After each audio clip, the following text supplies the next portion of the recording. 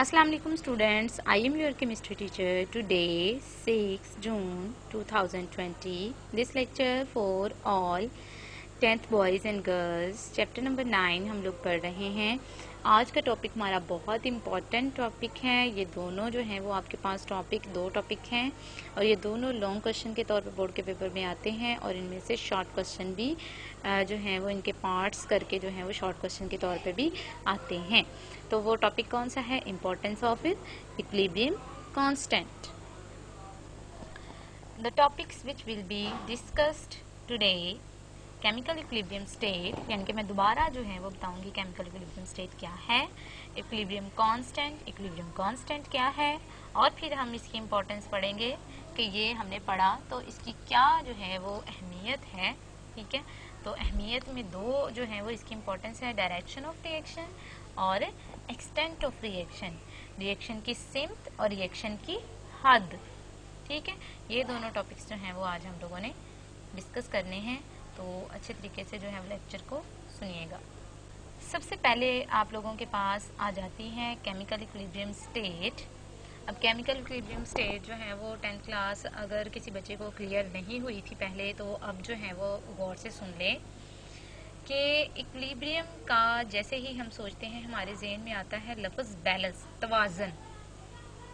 ठीक है, अब इसकी डेफिनेशन क्या है कि जब आपने कोई रिएक्शन की है, ठीक है, और वो रिएक्शन आपने जो है वो क्लोज्ड सिस्टम में किया है, ये मैंने आपको ओपन और क्लोज सिस्टम में बता दिया है। तो क्लोज सिस्टम में किया है कि आपने जो है वो जिस चीज़ में भी रिएक्शन कर रहे हैं आपने उसको क्लोज किया हुआ है, बंद किया हुआ है, कवर किया हुआ है। तो जब आप रिएक्शन करते हैं, ठीक है, रिएक्शन पहले जो है वो रिएक्शन में मैंने आप लोगों को बताया कि एक चीज़ जो रिएक्ट कर रही होती है वो रिएक्टेंट कहलाती है और दूसरी चीज़ जो रिएक्शन के नतीजे में बनती है वो प्रोडक्ट कहलाती है। तो सबसे पहले रिएक्टेंट जो चीज़ें आपने डाली हैं उसके अंदर वो रिएक्ट करेंगी और प्रोडक्ट बनाएंगी, उसको आप कहेंगे फॉरवर्ड रिएक्शन। ठीक है, अब एक ऐसा पॉइंट आएगा कि जब फॉरवर्ड रिएक्शन जो है वो स्लो डाउन होना शुरू हो जाएगा कि रिएक्टेंट जो है वो उन्होंने क्या किया है, प्रोडक्ट बना दिए। अब प्रोडक्ट क्या कर रहे हैं कि दोबारा से डिकम्पोज होके टूट के वो रिएक्टेंट बनाना शुरू कर रहे हैं। जब प्रोडक्ट दोबारा से रिएक्टेंट बनाएंगे तो उसको आप लोग कहेंगे रिवर्स रिएक्शन। ठीक है, तो एक ऐसा वक्त आएगा कि जब प्रोडक्ट के रिएक्टेंट बनाने का रेट और रिएक्टेंट के प्रोडक्ट बनाने का रेट दोनों बराबर हो जाएंगे, तो उस स्टेट में मिक्सचर के अंदर आपके पास रिएक्टेंट भी होंगे, प्रोडक्ट भी होंगे।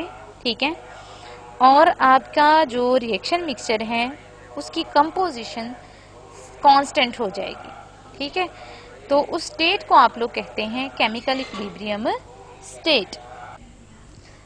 जी, अब आ जाता है इक्विलिब्रियम कांस्टेंट। ठीक है, इक्विलिब्रियम स्टेट हालत है, वो पॉइंट है। इक्विलिब्रियम कांस्टेंट आपके पास जो है इक्विलिब्रियम की हालत में रिएक्टेंट और प्रोडक्ट की कंसंट्रेशन की रेशो है। ठीक है, किसी बैलेंस केमिकल इक्वेशन में, कि इक्वेशन सिंपल नहीं है, बैलेंस की हुई है, जब बैलेंस करते हैं तो उसका नंबर ऑफ मोल्स भी हम लगाते हैं।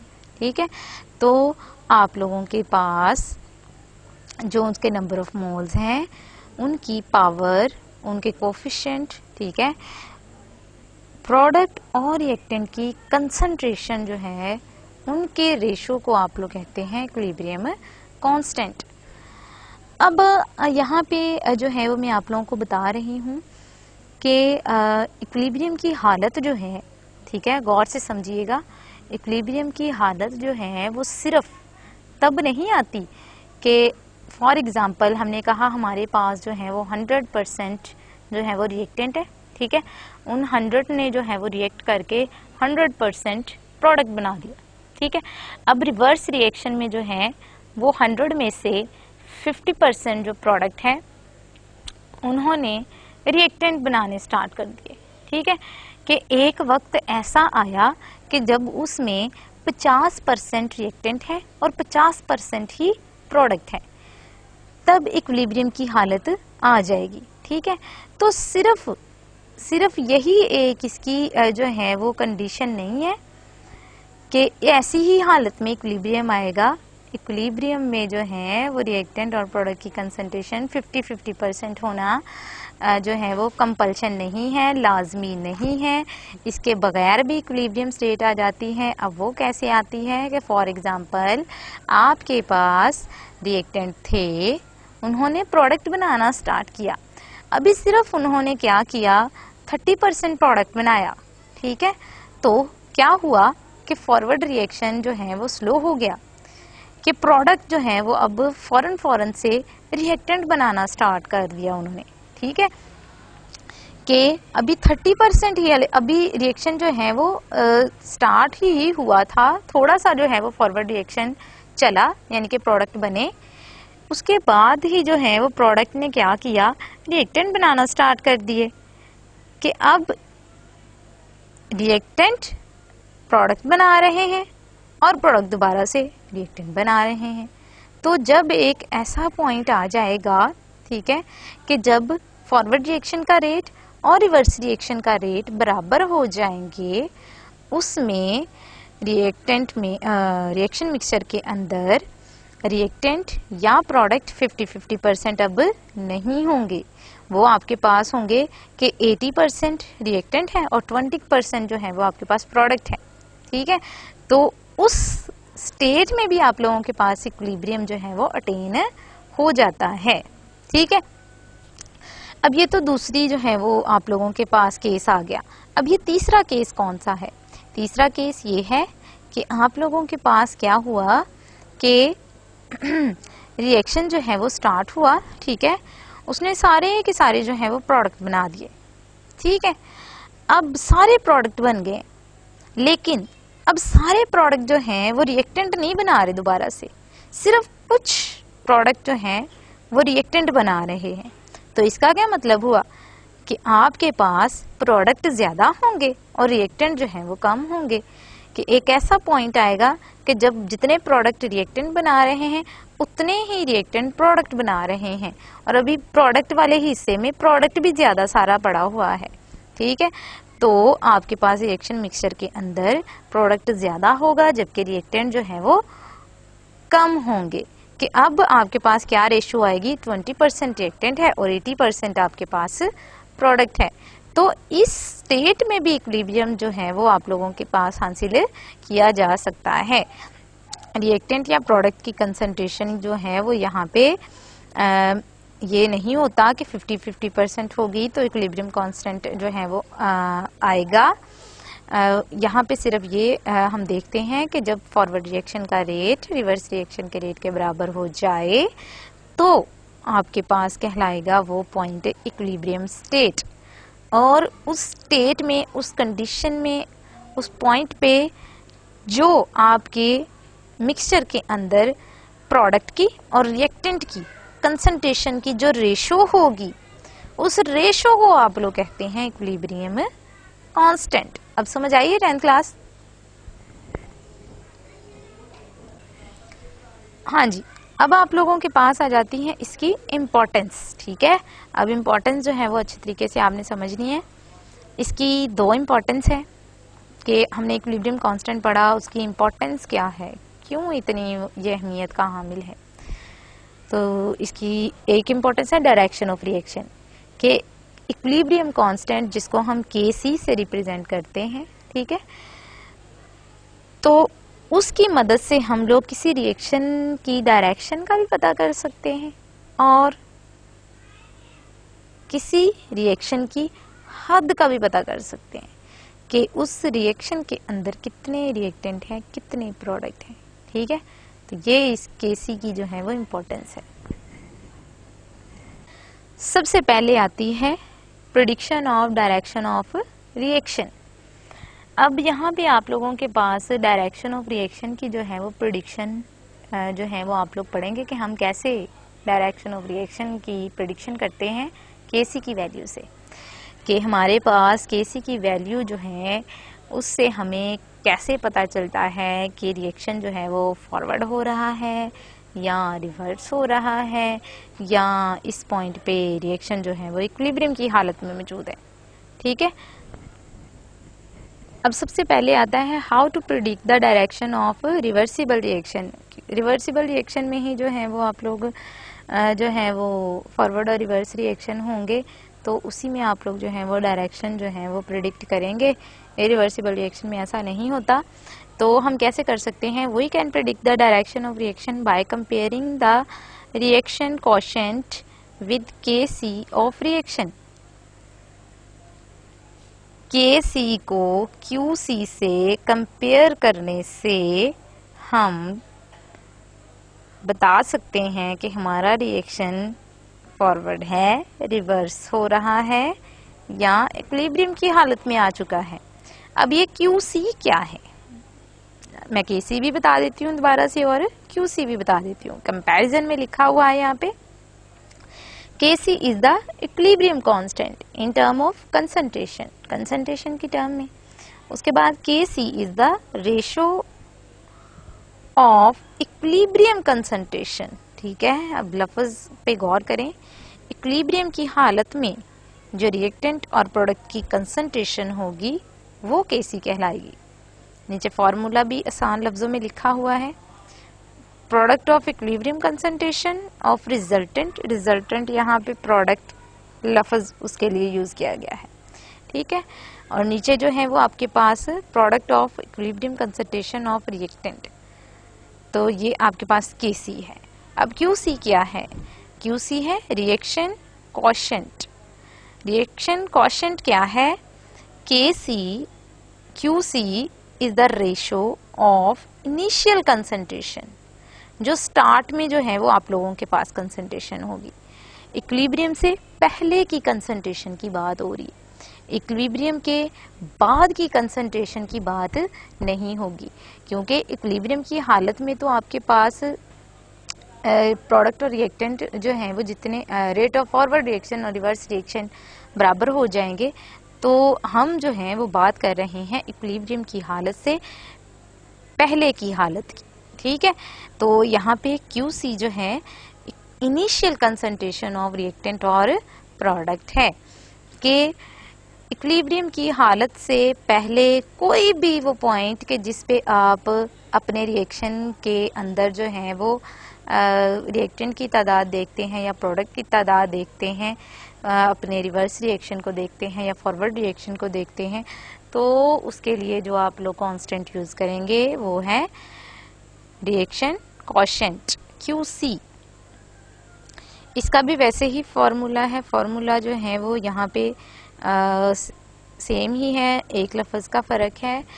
तो वो कौन सा लफ्ज है कि आपने कहा इक्विलिब्रियम कंसंट्रेशन, लेकिन यहाँ पे आपने कहना है इनिशियल कंसंट्रेशन, और product of initial concentration of product या रिजल्टेंट, ठीक है, जो बनेगा बाद में चीज, और product of initial concentration of reactant.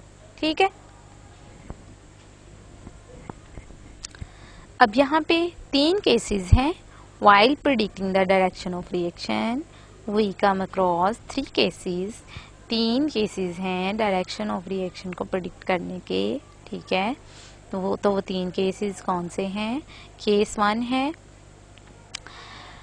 Kc तो वो वैल्यू है ना कि जिस पे इक्विलिब्रियम कांस्टेंट आ गया है, जबकि Qc वो वैल्यू है कि जब आप लोगों का अभी रिएक्शन स्टार्ट ही हुआ है, ठीक है, या थोड़ा सा ये भी हुआ है, आप चेक करना चाह रहे हैं कि आपके पास मिक्स उस बीकर के अंदर प्रोडक्ट कितने हैं, रिएक्टेंट कितने हैं, रिएक्टेंट प्रोडक्ट ही बनाए जा रहे हैं या प्रोडक्ट जो है वो रिएक्टेंट भी बना रहे हैं, तो इसके लिए जो है वो जो वैल्यू जो कांस्टेंट आप यूज किया है वो आपके पास है रिएक्शन कोएफिशिएंट।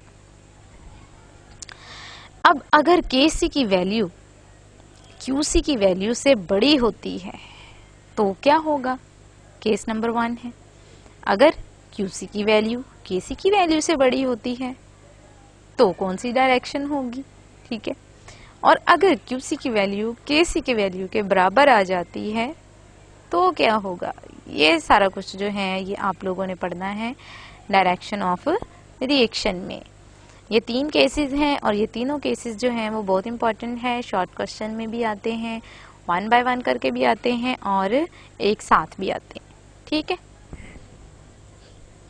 अब केस 1 आ जाता है जिसमें केसी की वैल्यू बड़ी होगी क्यूसी की वैल्यू से। ठीक है, आपकी बुक में हाइड्रोजन और आयोडीन वाली एग्जांपल के हवाले से जो है वो दी हुई है एग्जांपल, उसमें कंसंट्रेशंस दी हुई हैं। ठीक है, वैसे ही आपने इसकी वैल्यू भी निकालनी है जैसे हम केसी वाला जो है वो न्यूमेरिकल किया था। ठीक है, तो अगर केसी की वैल्यू बड़ी होती है क्यूसी की वैल्यू से तो क्यूसी जो है वो प्रोडक्ट के डायरेक्टली प्रोपोर्शनल है। क्यूसी की वैल्यू कम है तो इसका मतलब है कि प्रोडक्ट की वैल्यू भी कम होगी, कि यानी कि अभी इक्विलिब्रियम की हालत अटेन करने के लिए रिएक्टेंट को मजीद प्रोडक्ट बनाने होंगे। ठीक है, कि अभी आप लोगों के पास रिवर्सिबल रिएक्शन जो है वो आपके पास हो रहा है ए और बी और उनकी मोलर कंसंट्रेशन, और ये बना रहे हैं सी और डी। ठीक है, तो आप लोगों के पास जब केसी की वैल्यू बड़ी होगी क्यूसी की वैल्यू से तो रिएक्टेंट अभी मजीद जो है वो प्रोडक्ट बनाएंगे, तो फिर जो है वो रिवर्स रिएक्शन होगा, फिर जाके इक्विलिब्रियम की हालत आएगी, कि यानी अभी जो है वो फॉरवर्ड रिएक्शन ही हो रहा है। ठीक है, टू अटेन इक्विलिब्रियम, इक्विलिब्रियम की हालत हासिल करने के लिए hence net forward reaction will be occur, कि अभी फॉरवर्ड रिएक्शन ही हो रहा है इक्विलिब्रियम की हालत को जो है वो अटेन करने के लिए। ठीक है, केसी की वैल्यू क्यूसी की वैल्यू से बड़ी होने का मतलब है कि रिएक्शन अभी आप लोगों का फॉरवर्ड हो रहा है, फॉरवर्ड रिएक्शन जो है वो स्पीड अप है अभी। केस टू में हमारे पास क्या है कि क्यूसी की वैल्यू क्यूसी की वैल्यू अब बड़ी होगी केसी की वैल्यू से, कि केसी की वैल्यू छोटी होगी। ठीक है, अगर क्यूसी की वैल्यू बड़ी आती है, अब देखें मैंने एरोज ऊपर की तरफ लगाए हैं कि क्यूसी की वैल्यू बड़ी होगी तो प्रोडक्ट भी ज्यादा होंगे। ठीक है, अब जब प्रोडक्ट बन चुके हुए हैं तो प्रोडक्ट क्या करेंगे, रिएक्टेंट बनाएंगे। तो इसका मतलब है कि अब हमारा रिएक्शन जो है वो किस डायरेक्शन में है, रिवर्स डायरेक्शन में, कि जब प्रोडक्ट बन चुके हैं ज्यादा सारे तो फिर प्रोडक्ट जो है वो अब रिएक्टेंट बनाना स्टार्ट करेंगे। तो उसका मतलब है कि यहाँ पे क्या होगा, इक्विलिब्रियम की हालत को अटेन करने के लिए रिएक्शन जो है वो रिवर्स में हो रहा होगा। ठीक है, तीसरा केस है जब केसी की वैल्यू क्यूसी की वैल्यू के बराबर हो जाएगी। जब ये दोनों बराबर हो जाएंगी तो क्या होगा, initial concentration of reactant and product ये बराबर हो जाएंगी equilibrium concentration of reactant and product. अगर ये दोनों की वैल्यू इक्वल आती है तो इसका मतलब है कि आपका रिएक्शन जो है वो इक्विलिब्रियम की हालत में है, कि उसने इक्विलिब्रियम अटेन कर लिया है। ठीक है, अब यहाँ पे मैंने दिखाया है कि रिएक्टेंट के अब फॉरवर्ड रिएक्शन का रेट और रिवर्स रिएक्शन का रेट दोनों सेम हो जाएंगे, लेकिन ये दोनों क्या करेंगे, अपोजिट डायरेक्शन में जो है वो रिएक्शन करेंगे। ठीक है, तो ये था आपके पास डायरेक्शन ऑफ रिएक्शन। अपनी बुक से जो है वो आयोडीन वाली एग्जांपल को भी देख लीजिएगा। नेक्स्ट दूसरी इंपॉर्टेंस आ जाती है, what is extent of reaction. अब रिएक्शन की हद क्या है। ठीक है, अभी रिएक्शन की हद क्या है, द मैग्नीट्यूड ऑफ केसी, केसी का मैग्नीट्यूड, केसी की वैल्यू जो होती है। ठीक है, show the extent to which reaction occur, वो बताता है कि रिएक्शन की एक्सटेंट क्या है। अब केसी की वैल्यू डायरेक्ट हमें बताएगी कि रिएक्शन की एक्सटेंट क्या है। ठीक है, in this regard we come across 3 cases. अब इसके भी 3 केसेस हैं। ठीक है, इसके भी अब आप लोगों के पास 3 केसेस हैं कि आपके जो है वो रिएक्शन मिक्सचर के अंदर कितने रिएक्टेंट हैं, कितने प्रोडक्ट हैं। ठीक है, रिएक्टेंट ज्यादा हैं या प्रोडक्ट ज्यादा हैं या दोनों बराबर हैं। ठीक है, ये अब आप लोग इससे पता कर सकते हैं। 3 केसेस हैं while predicting the extent of a reaction, we come across 3 cases. Case 1, KC value is very large, KC की वैल्यू बहुत बड़ी है। Case 2, KC value is very small, case की वैल्यू बहुत छोटी है। Case 3, KC value is neither very large nor very small, KC की value ना बहुत ज्यादा बड़ी है और ना ही बहुत ज्यादा छोटी है। KC value is very large, then अगर केसी की वैल्यू लार्ज होती है तो क्या है, then greater extent of forward reaction occur, forward reaction ज्यादा हुआ है।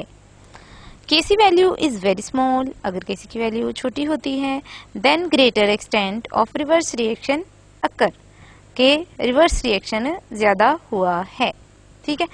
KC value is neither very large nor very small, KC की वैल्यू ना बहुत बड़ी है ना बहुत छोटी है, मीन्स इसका मतलब है कंपेरेबल यानी कि नियरली इक्वल, बराबर की extent of both forward and reverse reaction, कि यहाँ जो है वो फॉरवर्ड और रिवर्स रिएक्शन जो है वो दोनों बराबर होंगे।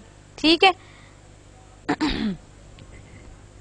अब केस 1 डिस्कस करते हैं। सबसे पहले KC value is very large, the forward reaction is favoured, कि अगर केसी वैल्यू की जो है वो बहुत बड़ी होती है तो इसका मतलब है फॉरवर्ड रिएक्शन ज्यादा हुआ है। एट इक्विलिब्रियम प्रोडक्ट, इक्विलिब्रियम की हालत में प्रोडक्ट ज्यादा होंगे, ठीक है, और रिएक्टेंट कम होंगे, कि फॉरवर्ड रिएक्शन ज्यादा हुआ है, प्रोडक्ट ने जो है वो कम रिएक्टेंट बनाए हैं। अब यहाँ पे एग्जाम्पल जो है वो इन्होंने समझाई हुई है, जनरल एग्जाम्पल, आपकी बुक में जनरल एग्जाम्पल नहीं है, सीधी सीधी एग्जाम्पल दी हुई है। जनरल एग्जाम्पल यहाँ पे डिस्कस की गई है। फॉर एग्जाम्पल ए बी दोनों रिएक्टेंट हैं और दोनों का 1 मोल लिया है। ठीक है। स्टार्ट में क्या होगा कि आपके पास ये दोनों रिएक्ट कर रहे हैं लेकिन अभी जो है वो प्रोडक्ट नहीं बना। ठीक है, जीरो प्रोडक्ट है, सी। The large value of Kc indicate that at equilibrium position the reaction mixture consists of almost all products and reactant are negligible। ठीक है, कि Kc की वैल्यू बड़ी होना ये बताता है कि आपके पास इक्विलिब्रियम की हालत में रिएक्शन मिक्सचर के अंदर सारे के सारे प्रोडक्ट ही हैं। ठीक है, वहाँ पे रिएक्टेंट जो है वो ना होने के बराबर है। ठीक है, the reaction has almost gone to completion, ऐसे रिएक्शन जो है वो तकरीबन कंप्लीट उनको माना जाता है। ठीक है, तो इसलिए जो है इस रिएक्शन में क्या होता है कि सारे प्रोडक्ट्स पहले बन जाते हैं लेकिन सिर्फ कुछ जो है वो आप लोगों के पास प्रोडक्ट जो है वो रिएक्टेंट में तब्दील होते हैं जो कि ना होने के बराबर होते हैं, इसलिए Kc की वैल्यू जो है वो लार्ज आती है। इसका मतलब होगा when the system reach equilibrium, जब सिस्टम इक्विलिब्रियम की हालत में आ जाएगा, the concentration of each reactant will be low, reactant की जो है वो कंसंट्रेशन कम हो जाएगी से 0.01 मोल इन a 1 liter container, while concentration of product will be much greater say 0.09 moles of C in 1 liter container, कि अगर फॉरवर्ड रिएक्शन ज्यादा है तो इसका मतलब है कि जब रिएक्शन अभी पीछे आपने स्टार्ट किया था तो प्रोडक्ट नहीं बने थे, लेकिन उसके बाद जो है वो क्या हुआ कि रिएक्टेंट जो कि पहले 1 मोल थे वो 0.001 मोल रह गए, 0.1, जबकि प्रोडक्ट जो आपके पास 0 था वो आपके पास हो गया है अब 0.99। अब ये जो 1 है ये इनिशियल कंसंट्रेशन है और ये जो 0.01 है ये इक्विलिब्रियम कंसंट्रेशन है, कि इक्विलिब्रियम की हालत में आकर रिएक्टेंट और प्रोडक्ट की क्या कंसंट्रेशन है। अब देखें आप लोगों को नजर आ रहा है कि 0.99 जो है वो वैल्यू बड़ी है, तो इसका मतलब है कि इसमें ज्यादा सारे प्रोडक्ट होंगे, यानी कि Kc की वैल्यू बड़ी होने का मतलब है कि रिएक्टेंट Kc जो है वैल्यू, Kc की वैल्यू प्रोडक्ट के डायरेक्टली प्रोपोर्शनल है। Kc वैल्यू बड़ी होगी तो प्रोडक्ट भी ज्यादा होंगे। ठीक है, और रिएक्शन आपका कौन सा होगा, फॉरवर्ड रिएक्शन ज्यादा होगा। और यहाँ पे एक्सटेंट क्या है कि प्रोडक्ट जो है वो आपके पास ज्यादा है, रिएक्टेंट कम होंगे। अब इसकी एक एग्जांपल भी जो है वो यहाँ पे दी हुई है। कार्बन मोनोऑक्साइड जब ऑक्सीजन के साथ रिएक्ट करती है तो कार्बन डाइऑक्साइड गैस बनाती है, और इसकी Kc की वैल्यू देखें 2.2 मल्टीप्लाई 10 की पावर 22 है। प्लस में वैल्यू अगर होती है 10 की पावर के ऊपर तो वो वैल्यू बहुत बड़ी होती है। ठीक है, तो ये इसकी एग्जाम्पल और इसकी वैल्यू आप लोगों ने जो है वो अच्छे तरीके से याद कर लेनी है। अब आ जाता है केस 2। केस 2 में Kc की वैल्यू स्मॉल है और रिएक्शन की जो डायरेक्शन है वो क्या है, रिवर्स रिएक्शन फेवर है यहाँ पे, तो रिएक्टेंट ज्यादा होंगे प्रोडक्ट की निस्बत। ठीक है, एग्जाम्पल यहाँ पे देखे दी हुई है, X और Y रिएक्टेंट है और Z इज द प्रोडक्ट। एक मोल फिर हमने लिया है, जबकि अभी 0 मोल जो है वो आप लोगों के पास प्रोडक्ट बना है। When the Kc value of reaction is small, it indicates that the equilibrium has established with a very small conversion of reactant to product. At equilibrium position, almost all reactants are present, but almost amount of product is negligible. उसके उल्ट ही है ये। Kc की value छोटी होने का मतलब है कि आपके रिएक्शन मिक्सचर के अंदर इक्विलिब्रियम की हालत में ज़्यादा जो है वो आप लोगों के पास रिएक्टेंट ही रिएक्टेंट मौजूद होंगे, यहाँ पे प्रोडक्ट जो है वो ना होने के बराबर होगा, और इस तरह के रिएक्शन जो है वो कभी भी कंप्लीट नहीं होते और ना ही इनको कंप्लीट माना जाता है। ठीक है, अब देखें यहाँ पे एग्जांपल में कि हमने 0.0 जो है वो 1 मोल जो है वो रिएक्टेंट लिए थे, जबकि 0 आप लोगों के पास तब प्रोडक्ट बने थे। लेकिन अब वाली एग्जांपल में देखें, इनिशियल कंसंट्रेशन 1 है, जबकि इक्विलिब्रियम कंसंट्रेशन 0.99 है दोनों की, जबकि प्रोडक्ट 0.01 कंसंट्रेशन है। अब देखें प्रोडक्ट की कंसंट्रेशन कितनी कम है, तो अगर Kc की वैल्यू स्मॉल होती है तो प्रोडक्ट की कंसंट्रेशन भी कम होगी और रिएक्टेंट की कंसंट्रेशन ज्यादा होगी, और रिवर्स रिएक्शन उसकी एक्सटेंट, उसकी हद भी ज्यादा होगी, उसकी लार्ज एक्सटेंट होगी। समझ आ रही है 10th क्लास। अब एग्जांपल है आप लोगों के पास, अमोनिया जो है वो बनाता है नाइट्रोजन और हाइड्रोजन। ठीक है, अब यहाँ पे जो है वो आप लोगों को नज़र आ रहा है रिएक्टेंट जो है वो अमोनिया है, जबकि प्रोडक्ट नाइट्रोजन और हाइड्रोजन गैस है। तो इसका मतलब है कि जब अमोनिया ने ब्रेक डाउन होके डिकम्पोज होके हाइड्रोजन और नाइट्रोजन बनाना शुरू किया, तो आप लोगों के पास जो है वो अभी थोड़े से ही जो है वो रिएक्टेंट जो है वो प्रोडक्ट में तब्दील हुए थे। तो क्या हुआ, प्रोडक्ट ने दोबारा से जो है वो क्या बनाना शुरू कर दिया, रिएक्टेंट बनाना शुरू कर दिया। तो आपके इस रिएक्शन मिक्सचर के अंदर जो है वो ज़्यादा सारी अमोनिया ही गैस मौजूद होगी, क्योंकि ये रिएक्टेंट है। और इसकी वैल्यू देखें 3.0 मल्टीप्लाई 10 की पावर -9, जिस वैल्यू के साथ जो है वो पावर में माइनस का जो है वो आप लोगों के पास साइन आ जाता है, तो वो वैल्यू जो है वो बहुत छोटी होती है। इसलिए जो है वो यहाँ पे ये एग्जांपल जो है वो Kc की वैल्यू जो है वो स्मॉल में आप लोगों को दी गई है, क्योंकि यहाँ पे अमोनिया ही जो है वो रिएक्शन मिक्सचर के अंदर ज़्यादा अमाउंट में मौजूद होती है। केस 3 में क्या है, Kc value neither very large nor very small, ना Kc वैल्यू बड़ी होती है ना Kc वैल्यू ज़्यादा छोटी होती है, Kc वैल्यू मॉडरेट होती है। ठीक है, यहाँ पे क्या होता है, इक्विलिब्रियम की हालत में प्रोडक्ट और रिएक्टेंट दोनों बराबर होते हैं, यानी कि ये 50-50 वाला जो है वो आप लोगों के पास है, जो आपने शुरू से कंसेप्ट जो है वो दिमाग में जो है वो आपके सबसे पहले आया होगा। ठीक है, तो वो ये वाला है कि प्रोडक्ट और रिएक्टेंट की तादाद बराबर हो जाती है। Such reactions have comparable amount of reactant and products at equilibrium position. ठीक है, तो यहाँ पे इक्विलिब्रियम की हालत में रिएक्टेंट और प्रोडक्ट उनकी अमाउंट जो है वो दोनों की कंपेरेबल होती है, कि दोनों की तकरीबन जो है वो बराबर होती है। यहाँ पे एग्जांपल है N2O4 it will make 2NO2। ठीक है, तो यहाँ पे वैल्यू आप लोगों को नज़र आ रही है 0.211। इसमें पावर के साथ जो है वो ना बड़ी वैल्यू लगाई है ना छोटी वैल्यू लगाई है, ये सिंपल वैल्यू है। तो ये आप लोगों के पास मॉडरेट केसी वैल्यू है। यहाँ पर N2O4 और 2NO2 दोनों जो हैं वो आप लोगों के पास इक्वल अमाउंट में मौजूद होंगे। Thank you 10th class. अच्छे तरीके से इन तमाम कॉन्सेप्ट को जो है वो सुन लीजिएगा, चाहे 2 दफ़ा जो है वो आप लोग इस लेक्चर को सुन लें तो आप लोगों को अच्छे तरीके से समझ आ जाएगी।